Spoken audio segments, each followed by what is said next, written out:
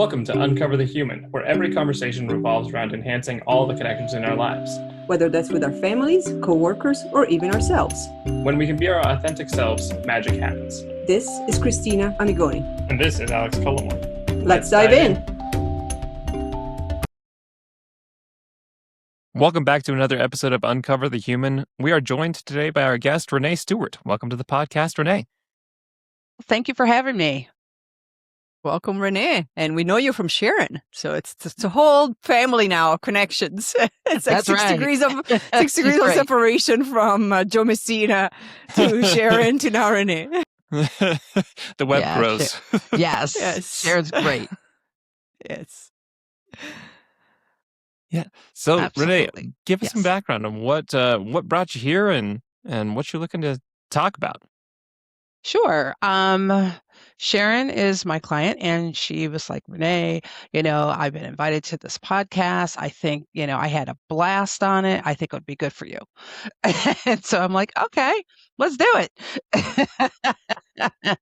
And you have your own podcast too, so that helps. Yes, I do. Yes, I do have my own podcast with 3 other ladies, and our podcast is called True Talk Cafe, and we talk about everything that professionals go through. And, we're having a great time. We're in our 5th season, so we're really having a great time with it. So a little bit about me, though. My background, I'm an executive leadership and business transformation coach, speaker, facilitator, and HR executive. I spent over about 20 years helping leaders navigate everything, from strategy to probably some of the toughest people challenges, right? You can imagine as HR, we see a lot of things. I also sit on a couple of boards as an executive member, and I was the recipient of the 2021 Women Who Mean Business Award from the Houston Business Journal. And finally, I'm one of the authors or the co-authors of the international best-selling book series called Six Figure Chicks. I'm in Houston Volume 2. So that was a great experience too. Yeah. That's awesome. Six Figure Chicks. I like that name. That's fun. That's great. That's a great title. It's a great group of women that come together, and we all tell our story. And then we also provide kind of information or our experiences in certain categories like leadership, just confidence, just different types of things that maybe people would want to know, what you experienced and how and what some of those solutions are, or some of the advice that we could share with other people. We'll definitely have to check it out. Yes. Yeah.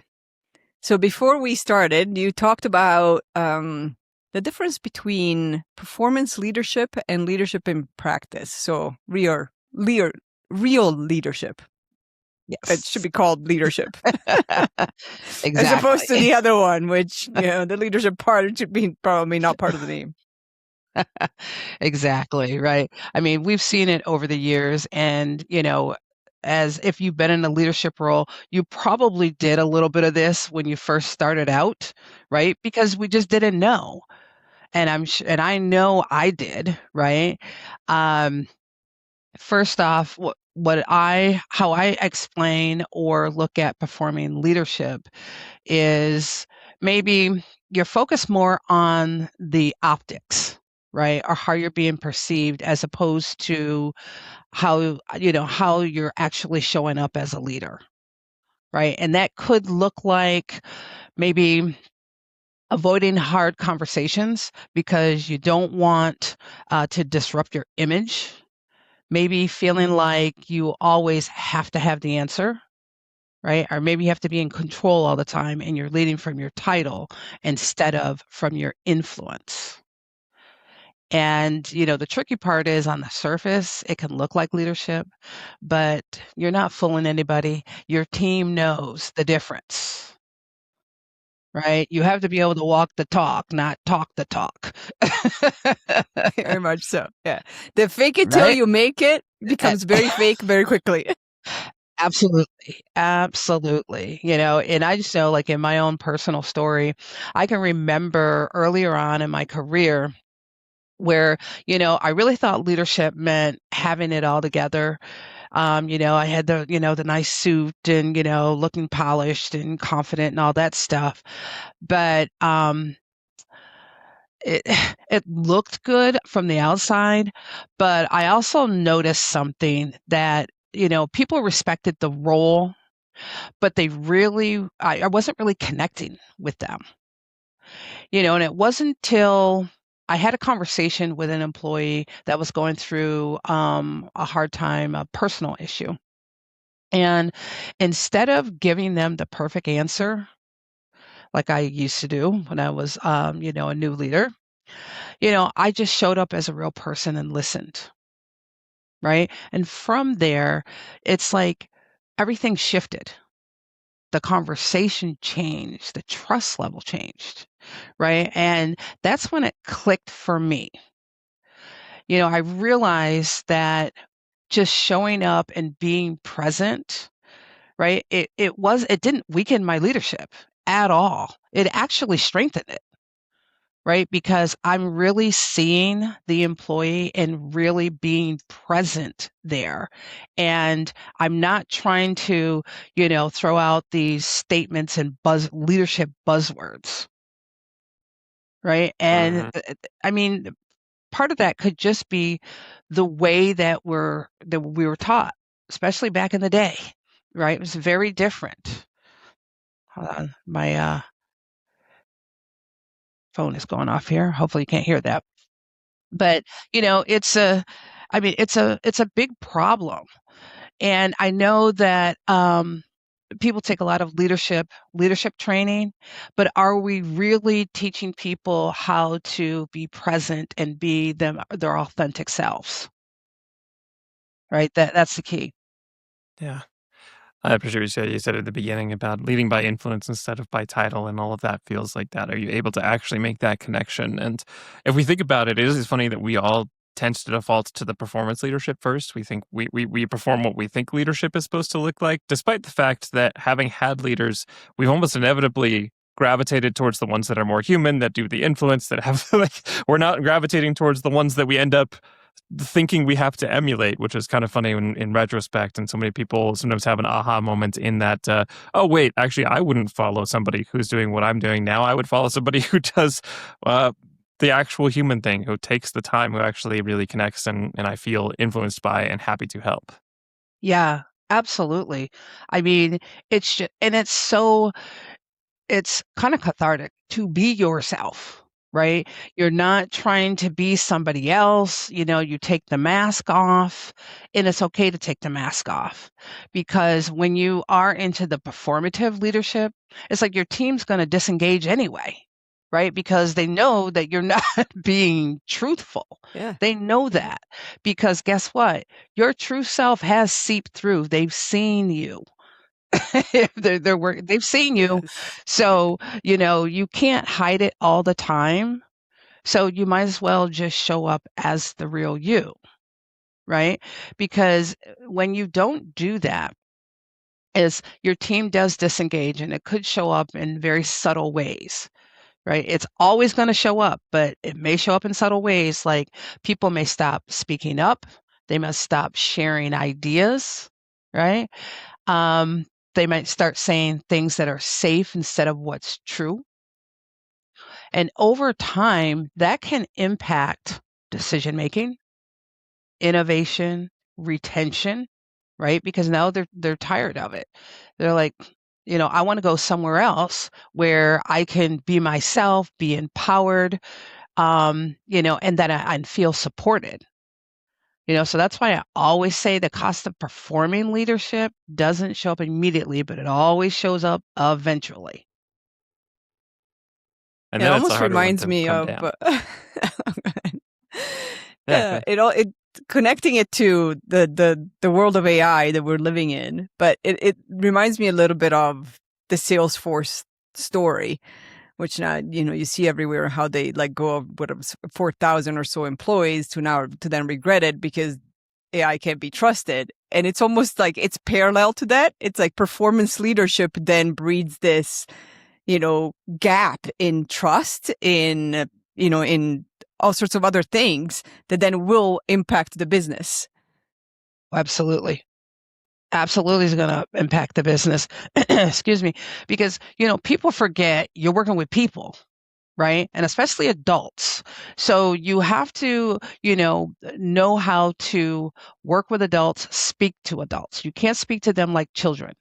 And that top-down leadership, from years ago, right? Because that's how it was. It's very top-down vertical, where the companies are now a little bit more, it's flatter, more collaborative.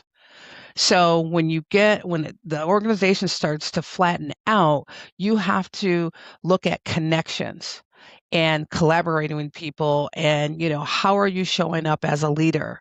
You have to stop directing people all the time, right? And empowering people and supporting people. It kind of reminds me of servant leadership, right? You're there to serve your team. So what do they need to be successful in their jobs? That's why you're there. It's not about you, right? It And isn't. the answer is always they want a performative leader and they want a mask they can. They want to elevate and make it all about them. They Absolutely. want to take all the credit and Yeah, absolutely. And I work with I had a boss in my last job. Worked with him for 15 years, and he has to be one of the best bosses that I've ever had, because he was a servant leader.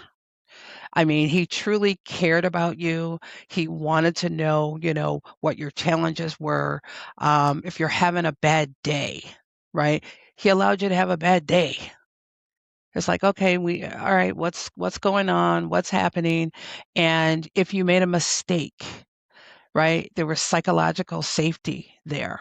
If you made a mistake, okay, you say, all right, yeah, I made a mistake. Okay, what can we do to make sure this doesn't happen again? Right? You move to the solution right away instead of staying in the blame game, right? Which some people do. And I know I've done it. When you're first getting into leadership, there's a lot of things that you don't know. So I can look back and go, yeah, I was there. I was pointing fingers and all of that. But the key is to evolve and to learn and to grow, right? So that by the time you get the 20 years in, 25 years in, you can look back and see, the evolution and how you're showing up for your people. I mean, it's funny. Today, one of the employees that's still at my previous employer, she texts me and she's like, "We miss you. I miss you so bad." And I'm like, I'm like, "Oh, thank you." She's like, "Renee, I don't know what you're doing over here." She's just going on. And I'm like, "Well, I'm here if you need to talk." I said, "We can have lunch sometime." She's just like, "I don't know. It's just terrible here now, Renee." So I'm like, "You'll be fine. You'll be fine." But, the leadership has changed. The culture has changed. And what leaders have to realize is you are the culture. You are the culture. There's no doubt about that.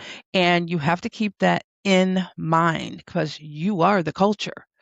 So if you are in a leadership role, you have to start thinking selflessly, right? Understand people are watching you. They're watching what you do, how you do it, what you're saying. That's why when we see certain leaders that are on really high visible platforms, when they do something wrong, right? It's like you have to come out and admit it. That's the first thing. You have to humble yourself and come out and admit it and say, "You know what, my bad. But this is what I'm going to do going forward," because people understand that. They understand that we're human. We can't always get it right. And when we do something that is looked at as hurting people, or, creating this whole out-of-pocket thing. A lot of people think about the out-of-pocket thing. I mean, it hits the bottom line, right? But you do have to say, you know what? Bad decision on my part, but I have another decision to make. And that's always my mantra. I have another decision to make. So, how then but why do leaders do this though? Why is that? And I think in these leadership trainings that we're taught this. It's not like they don't know what to do, right? But I think along the lines we were equating professionalism with perfection. I think that was it. So leaders feel like they had to hold it all together, even when that's the exact thing that's creating the distance with their team. Yeah. I love what you said about leaders, you are the culture, and all of this kind of speaks to the importance that people I think miss of modeling and what is mirrored. We always find it entertaining, and whenever we have large organizational clients, we have leaders who will be like, "God, our people just exhibit X behavior, and we can't figure out how to stop it." And within like 2 weeks, you're like, "Okay, but you realize you exhibit X behavior, right? That's where that came from." and That's and like where you it said, like, comes if from. you're the one holding it together and feeling like you can't say anything's wrong, then the team feels like they're gonna have to hold it together and not say anything's wrong, and that can then mask on several levels issues that need to be brought up to solve the thing that everybody's feeling going wrong. I mean, it's so true. And as it's not to say that everybody can't, have a bad day every once in a while. But when you have the bad day, you do have to go to your team because they're going to feel it. You have to say, you know what? Yesterday I was just off, or I'm just off, but I'll come back stronger tomorrow or something. But you have to let them know because they're going to see it, depending on how well you mask it or not, depending on what is going on. And usually, if it's a personal issue, it's going to come through. It's going to manifest itself in some way. And so when people will say, well, you can't take your personal life to work. Okay, well then you must not be going into the office because you're human. You bring your You leave whole your self head to at work. the door. I mean, I how know. do you do it? You bring your whole self to work. Yeah. So, if there's something going on, and this is what how I try to coach, the managers is you have to know your employees. You have to know what their default is. Right. So if, they're acting a little off, you know, you just kind of watch it a little bit. You might say, hey, if you need to talk, I'm here. But it's understanding that, being aware of yourself and being aware of your employees, right? Your team members, because it's going to affect other team members as well, right? Especially if you're in a real small team. It's going to affect them for sure. But you have to make sure that you're on top of things. And awareness is huge. Self-awareness and just being aware of your employees, right? Um, just the authentic side of leadership, if we can shift over there, it's like if you are performing and not practicing, how then do you make that shift? What do you do? That's a good question. It's like you don't have to, just shift your whole leadership style overnight. I mean, that's not realistic, right? It's just not realistic. But you can do little small intentional shifts, right? And I have like 4 examples that you can do. The first is you can move from control to connection, right? So if you're just like a person that's always directing, start asking more questions. I read a study somewhere where good leaders, ask a minimum of 10 questions before providing a response or feedback. Now, do I ask 10 questions? No, I don't. I'm not up there yet.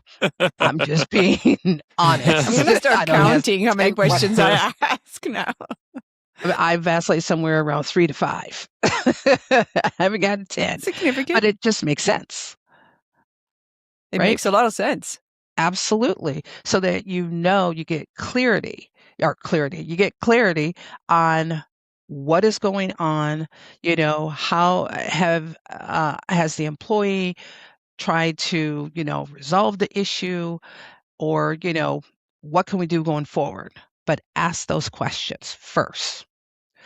Um, Secondly, going from image to impact. So stop focusing on things, that look good, right? Get rid of the optics. Okay. Focus more on what they produce and what's the impact that you're making. Okay. Third is going from having all the answers to building awareness, because you don't need to know everything. We're human beings. We are limited. Okay. But you do need to understand your people and what they're going through and the situations. So awareness is huge. And lastly, going from silence to safety.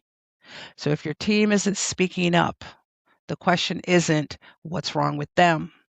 It's what environment have you created? What's wrong with you? Absolutely. I've been there on both sides. Yes. It's Just true. being transparent. Yep. I've been there. And I've noticed, and I had to take a step like, oh, wait a second. I got to take a step back and approach this in a different way. So, I mean, it's okay. You're not going to just, get everything right, but you do have to reflect on what is going on. Is it me? Because if you make the shift, your team is going to notice that and then make that shift as well. So, so what's the future of leadership? Where are we going from here? And Christina, you had mentioned about AI, right? We're in a time where technology is advancing so quickly. AI is changing how we work, automation is changing processes. But the one thing that's becoming more valuable, though, not less valuable, is human leadership. We're still humans, right?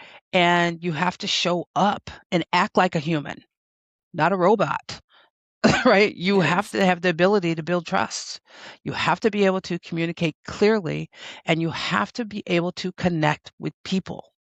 You have to. Without those three things, you don't have leadership. You don't. You're just there, in my opinion. Mhm. Yeah. Yeah. Mhm. We call those person of title pot. You're a pot. I like that. You're not a leader. You're a pot. You're a person of title. I think that came up in our last podcast. Person of title. I love that. Inanimate takes up space. Yeah. Don't necessarily do a lot. Yep. Making up space. And in our lives, we've seen great leaders and not so great leaders. And you see the difference, right? They're not looking at the person, not allowing their team to be people, right? They're not perfect. They're going to have off days. You have to support them in whatever they're going through. If you have, an employee having a personal issue, something's wrong with their child, their child has run away. Are they going to show up and be able to, have their head in the game 100%? No, they're trying to track their child down. So what you should be doing is, hey, go ahead, take the rest of the day off, go attend to your child, find them. Don't come back until you do. I mean, that's what you have to do. I mean, I had that, several of them through the years where their children, teenagers have run. And they're, well, I'm going to lose my job. No, you're not. Go find your child. Because they're not there anyway. And then they're going to be making mistakes, right? And depending on what their job is, could be out of pocket mistakes, which can then lead to them getting written up and losing their job. Mhm. So there's no point in putting more stress on that person. It just isn't. That's just being human. Let them be human, right? And if they don't, let them take a sick day. Well, I don't have this. Go. Don't worry about it. Because guess what's going to happen with that team member? When you need them to stay because you have a project and you have a deadline and you need them to work some overtime, guess what's going to happen? Oh, they're going to stay. No problem, right? That's called discretionary effort. That's what it is. Build up discretionary capital. It's at the discretion of the individual. Yeah. And leaders forget that, right? They forget that. But, when we try to, there are a lot of good leaders out there, and there are a lot of leaders that are well-intentioned, right? They just need a couple of shifts here and there, just a couple of shifts. And, I think that for the most part, leaders really they want to be good leaders when they get into that spot. They really do. And it does come down to how they're taught, who are their mentors. That's really important, who their mentors are, and to be able to get really honest with them. And you have to be open to the coaching around it too, right? So, I would say in closing, if I leave your listeners with one thing, I would say that a lot of leaders that are spending time trying to look like a leader, but the real impact comes when you stop performing and start practicing, because your team doesn't need perfection. They don't need you to have all the answers. They need you to be real enough to build that trust and strong enough to lead with it. Good way of Absolutely. putting it. I also love the idea that we're supposed to be perfect and need all the answers. Like that it's literally impossible. There's not like, oh, if I just did it right, I'd get there, or oh, other people are doing it. Like, it's just not possible. Don't hold yourself to the impossibility. Do the things that need to happen, which are totally Yeah. different than that anyway. Yeah. Yeah. And if you don't know something, say, you know what, I don't know, but I'll get back to you. It's okay to do that. Yes. But I've Of course. seen where people they are so afraid to say that they don't have the answer. It's amazing. I mean, why Yeah. put that stress on yourself? I'll be quick to say, Yeah. I don't know, but I will get back to you. Yes. Take the We can stress figure it out together. I'll go figure it out. I'll ask around. But hmm yes. And now I'll use my friend Chatty. Yes, exactly. I'll have the answer for you even quicker. Yeah, Right? indeed. Yeah. But, I think that people are really well-intentioned when they get into the leadership role. I really do.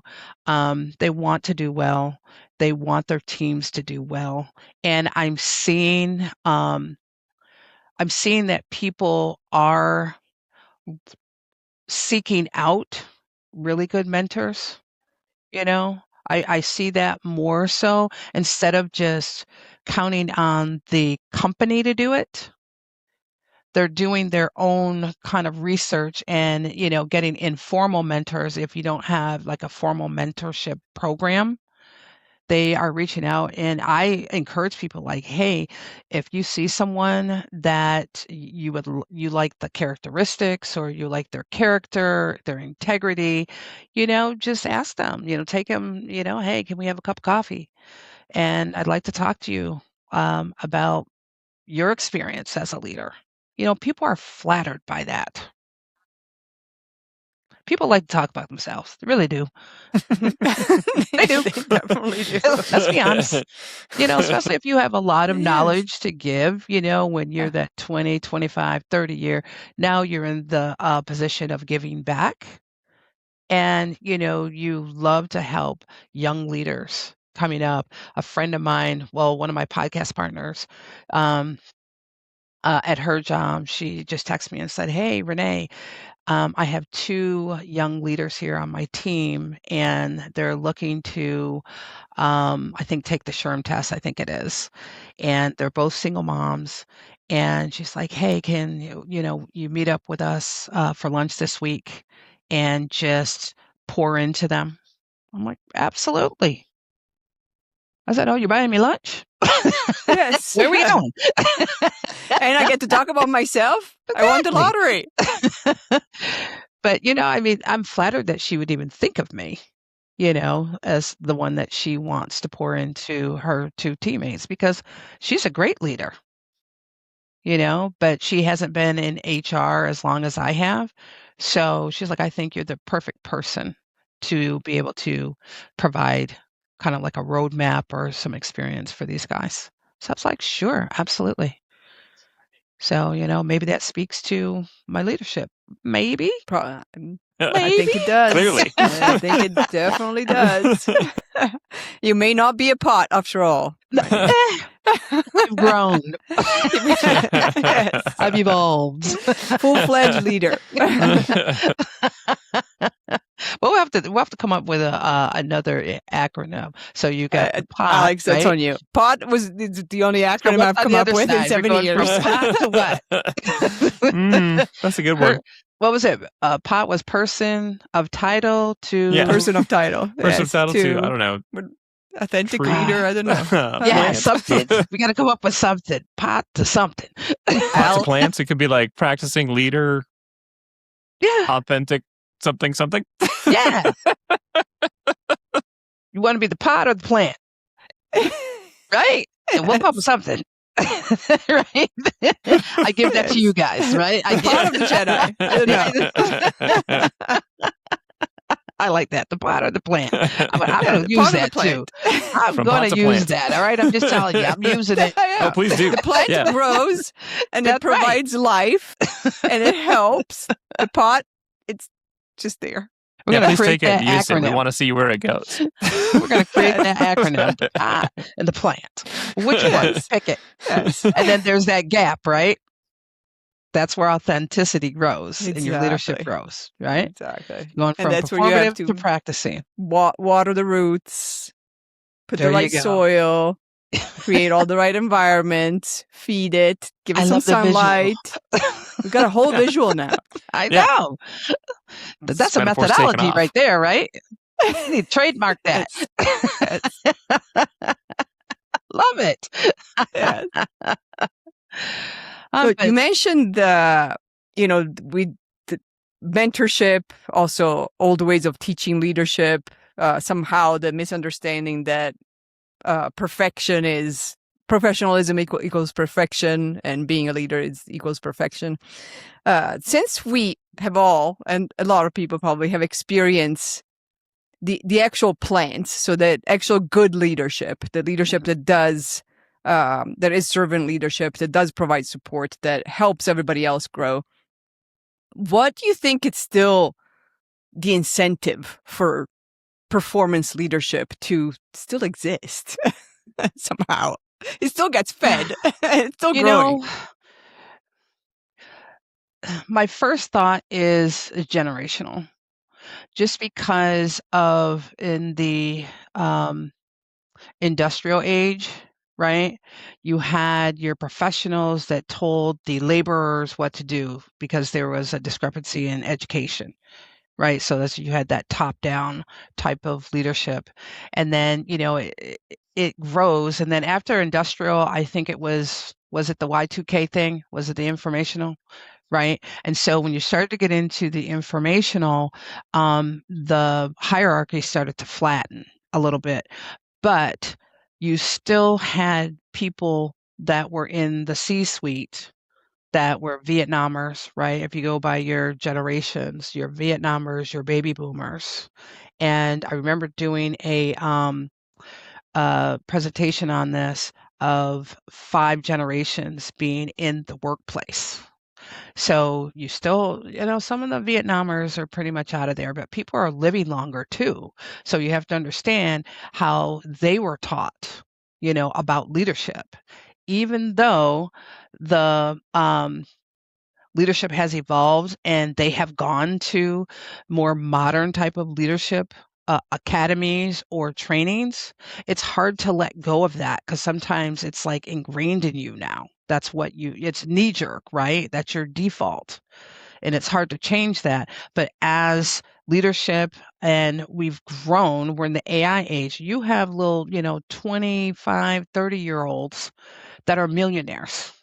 Okay. Do they really know how to lead? I don't know. They know how to make money. They know how to sell. They know technology. But do they really have the business acumen? Do they really know how to lead?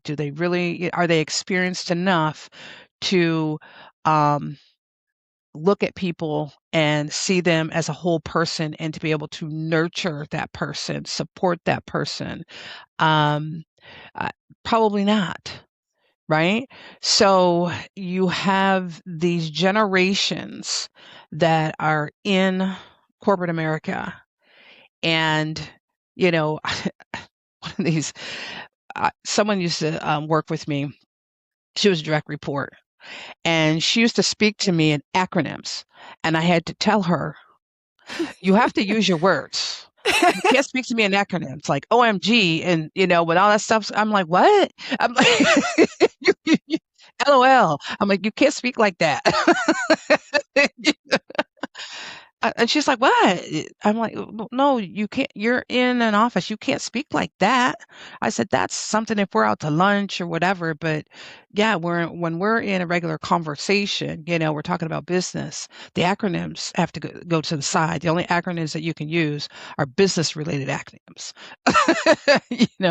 But she was kind of offended that I had to correct her in that way. And some of those I didn't even know. So I didn't even know. So she was speaking a totally different language. So, I thought, wow, that's very interesting. So I think it comes down to the generations and the people that have embraced it, right? Some are still, top down. And they're holding on to it. They're just holding on to it. I'm a Gen Xer. So, which I always say, it's the best generation because we have the best of both worlds. Yes. Because, we were brought up by the baby boomers. And so we kind of know what that looks like, kind of like the legacy leadership and all of that. But then we were open to the millennials and the new technology, the Gen Yers. We adopted that a lot easier. And so we know how to talk to both sides. So I thought it was a lot easier, but as you get a little bit further away from the people in the C-suite, which now a lot more Gen Xers are there. So I think it's becoming a little bit easier, but I thought for me, my own personal experience, the Vietnamers and baby boomers they were tough. They were tough. They were. They were Yes. tough. They were because that's how they were taught. It's just how they were taught. And some shifted, some did not. And so with some of the Gen Xers, I see them, they still have to be taught because some hang on to it. And if there's a layer of culture on there. So I used to work for a Taiwanese company. So that layer of culture is very different. It is top down. Right? So when, for example, if you're going to a restaurant and the senior most leader that's there, you stand until he tells you where to sit. Okay? So when I first got there, I didn't know that. I did not know that. And he told me to sit by him. And I was just like, okay, because, I'm new. They're taking me out to lunch. But he kept putting food on my plate. And I'm just like, I'm a texture person. I was like, oh, I can't eat that. It's glistening. But but it's disrespectful, right? Not to eat it. So, but I didn't know that. But from that one experience, I did not sit by him anymore. I did not. So that the food could go on somebody else's plate. Exactly. But that's what it is. I always sat somewhere else. I waited for them to kind of sit and then I'd sit somewhere else because, but there were certain people that they're really into that. But that's the culture. That is the culture. So it's very different. You have to change, but you have to also be yourself. So with me being me, a New Yorker here in Texas that used to work for a Taiwanese company. Oh my God, that was crazy. But I found myself, I found my footing, and there were some challenges. There were some challenges. However, I was able to show up as my authentic self, right? I can be brassy, I could be crass, but I'm also a very compassionate and passionate person. So it's a mixture. It's definitely a mixture. I'm a high D, right? So I have to watch myself with that because I could be dominant. But that's when I have to watch people around me like, oh, are they being quiet, not speaking up? And then I have to be like, I have to back up. I have to back up. And that's what leaders have to do. Read the room, right? Read the room. Yeah. Making those conscious choices, knowing when what our natural gifts are helpful and knowing when to pull back on them. Yep. It's like, shut up, Renee. I will literally tell myself, shut up, Renee. Watch, all right, that person's body language because I like to read people's body language because that tells you a lot more than what they're actually saying. Mhm. You know, their facials, their crossing of the arms, crossing of the legs. I like to see everything. Yeah, for sure. Leaning forward, leaning out, you know, the whole deal. Yep. And I think every leader should take a what do I want to call it? Um I can't even, I'm just like, oh, this menopause brain is not good. But sorry, I know. transparency. I get it. Body language class. I think Mhm. all leaders should take body language classes.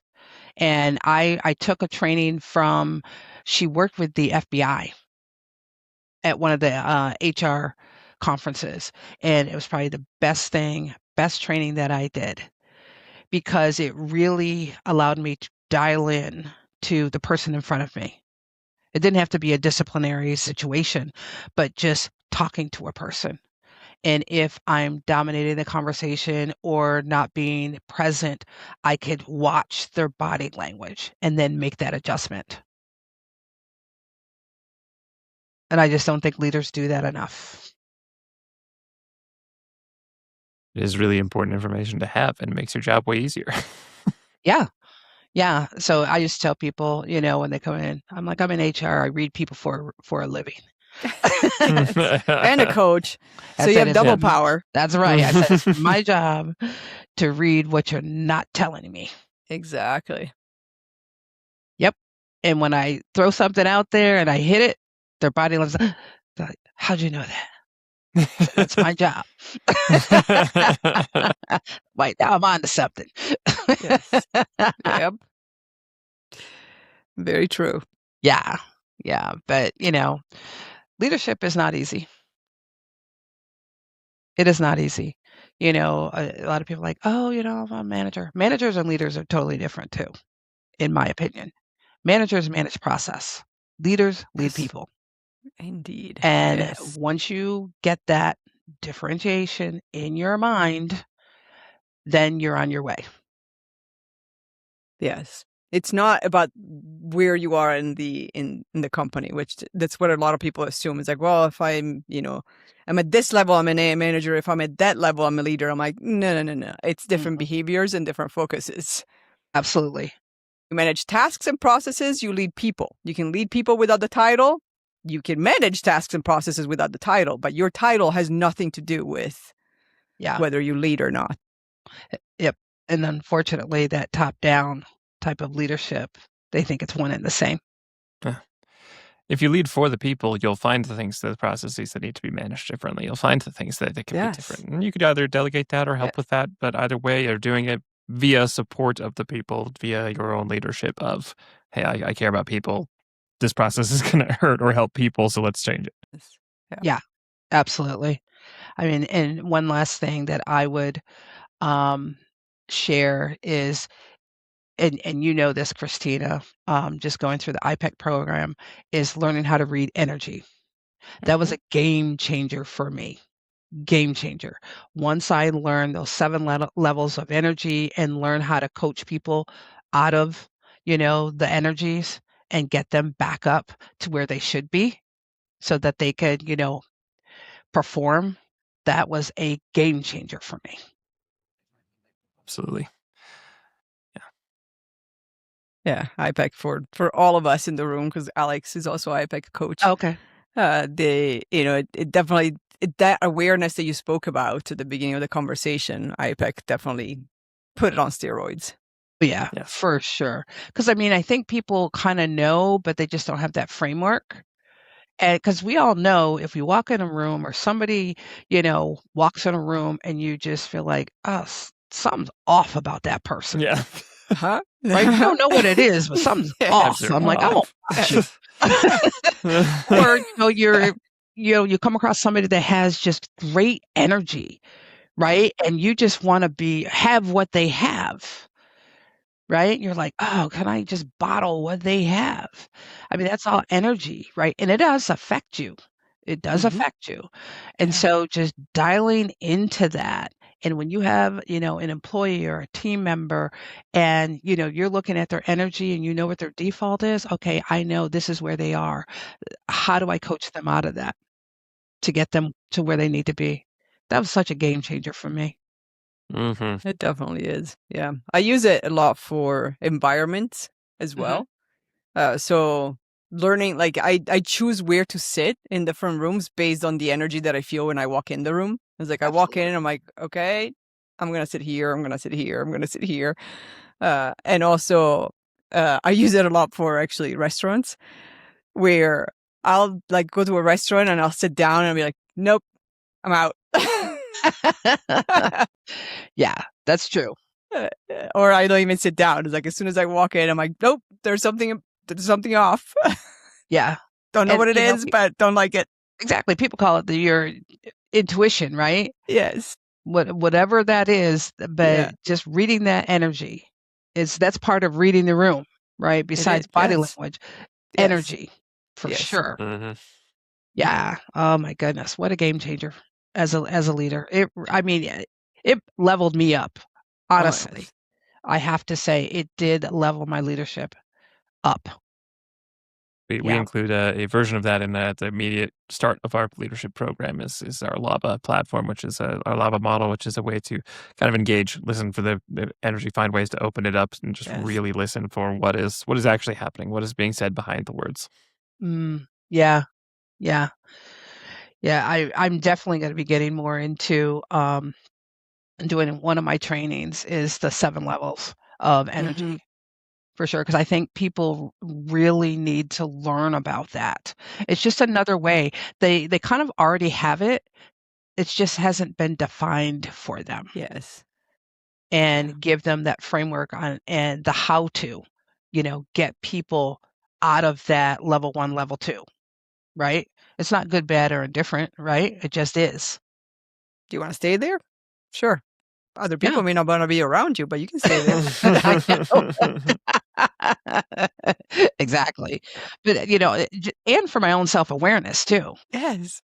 Right? As a leader, it's like, oh, okay, I'm in fight mode. I'm in level 2. Too long, Renee, too long.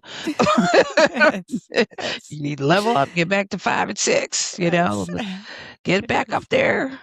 But especially as a leader, since like that is another thing that's reflected. The behaviors are reflected, the word choices reflected, the energy is going to be reflected. So if you're down, if you're in the fight energy, that's going to start to come up everywhere, and that's going to drag a lot of things down. If you get back up into like, hey, let's find opportunity space, then suddenly people are going to start to look for better opportunities. You can mirror and grow that, which is why executive coaching ends up being so incredibly impactful, because changing the leader changes the culture, changes the people. Yeah, it's so true. So true. And that's why it's so important. That leadership role is so important. And I just don't think we stress it enough. I just don't think we stress it enough when we break it down in that way. So people get it, when they're going into that role, especially as young leaders. Yeah. Just like, oh, now people report to me. Oh, yeah. Now I get to careful make what all the you wish for. decisions, and I have all the power.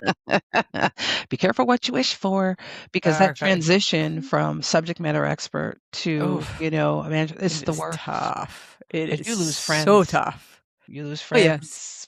You lose yourself. You have to lose yourself because your identity is now different. You were rewarded and most likely became a leader because of your individual contribution, and now it's not about you anymore. Nope. You can't go to the lunches and complain about the leaders anymore. Can't do that. And that's the first thing they say to me. They're like, "Oh, they don't want to talk to me anymore. They don't want to do." I'm like, yeah, can't do that. Yep.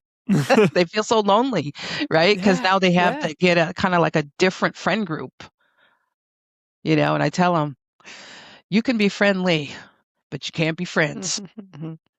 Yeah. And if you create the space with the psychological safety, you can actually have people that won't wait for you to say, I'm having a bad day because of so and so. They'll actually point it out and say, like, hey, there's something's going on today. What's happening? You did not show up in a constructive way for us as your team. Yeah, and lead with compassion. Leading with compassion is just, it's just a game changer instead of like, what's wrong with you? You need to do this, and you can't always do that. Yeah, there's deadlines that have to be met and things of that nature, but this is where it comes down to you knowing your people, knowing what their default is, and then approaching them in a way that they like to be approached because everybody is different, right?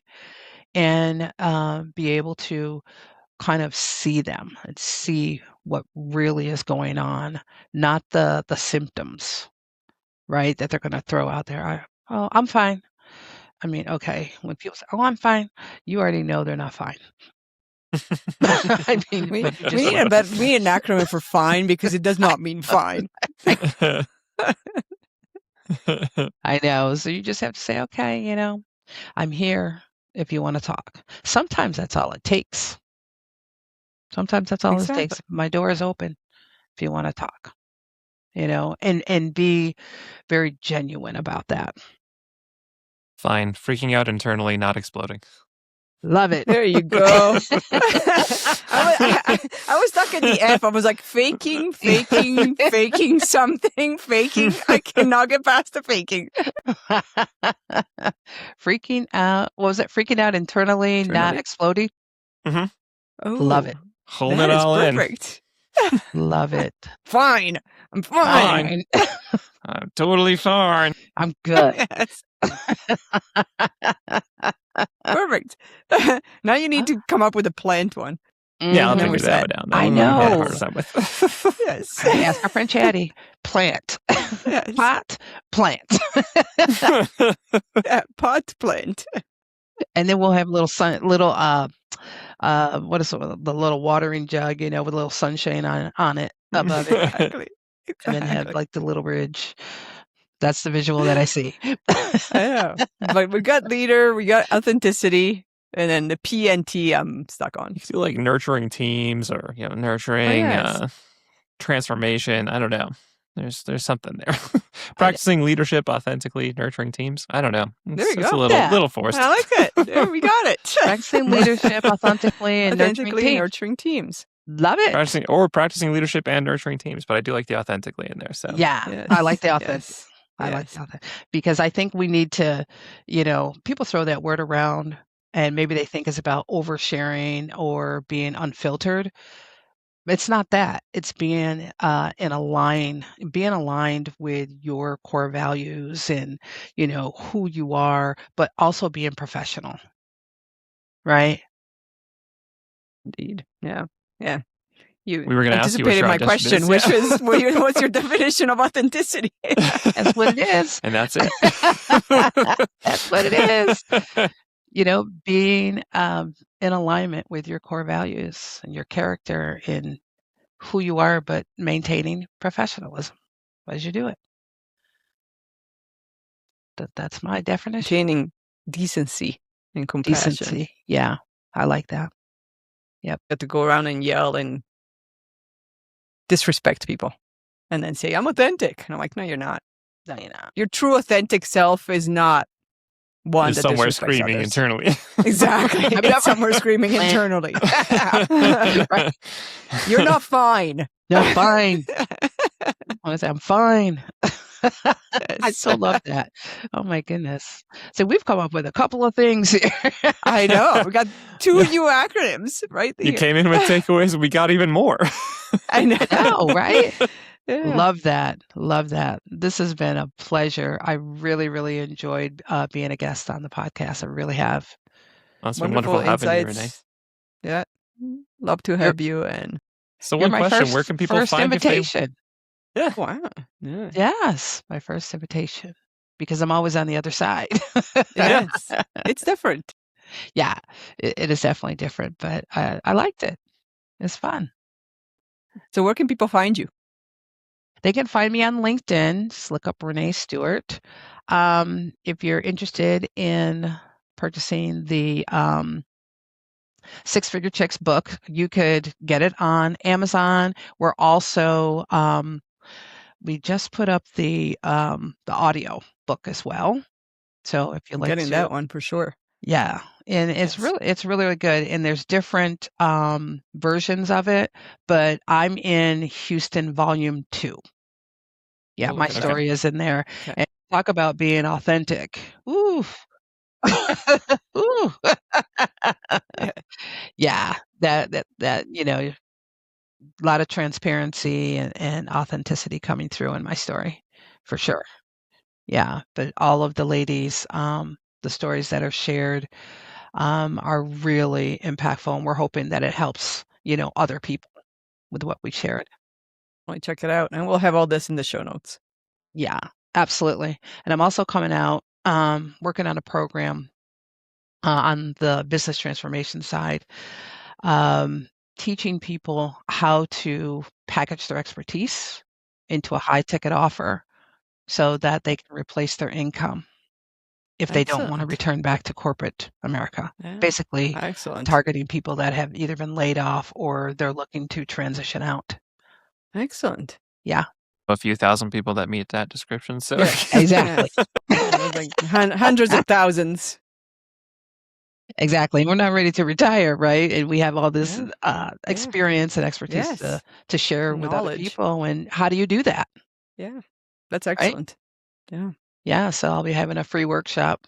I'll be putting that out there. So people are Yeah. very welcome to join me to Yeah. learn. Send it to us. Oh, I definitely will. All right. Well, thank you, Renee. This has been wonderful. Thank you, Thank you Sharon. so much. I know. Thank you, Joe. Yes. Thank And you, I'm all the gonna be- connections. And I'm going to be, sending you some folks that I think you would love to be able to talk to them and have them as guests as well. Thank you guys so much. Thank Yes. you. Thanks everyone for listening.